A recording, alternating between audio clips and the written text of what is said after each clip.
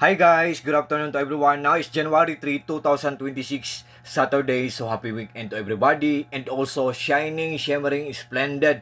Happy New Year 2026 to everyone or to everybody or to the whole world. Heh, charot. Guys, sa video kong to guys, i-flex ko ang aking eyeglasses. 3-in-1 siya guys. You know why guys? Reading glasses pa siya with grade. It's up to you kung positive, kung negative. Reading glasses siya, anti-radiation pa siya, at the same time, photochromic din siya. What I mean po, kung matatamaan po siya ng full heat of the sun or init ng araw, magiging tinted ang mga glasses niya or para siyang sunglasses. Ganyan siya kaganda guys, 3-in-1 siya, tapos ang mura lang niya, tapos ang ganda pa ng quality niya, for sure maglalast long talaga siya. At ang pinaka the best part nito guys, ang mura-mura pa niya. Oh, ito po ang accent niya guys, oh. Ang ganda ng accent, ang ganda ng design guys, oh.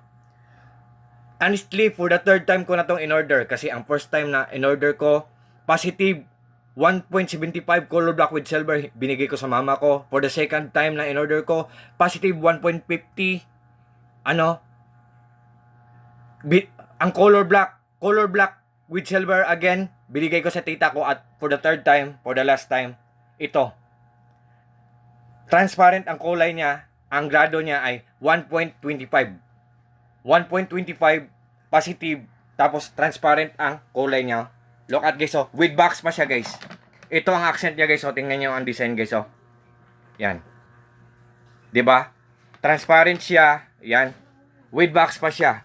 Tapos may wipe pa ang box niya, oh. Oh, just in case na malabo na siya guys, punasan natin, oh.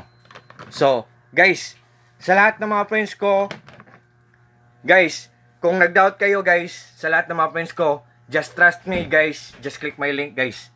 Tingnan nyo lang ang mga reviews, mga comments, mga reactions, ang ganda. So, sa lahat po ng mga friends ko, God bless sa ating lahat or God bless us all, and that's all. Peace.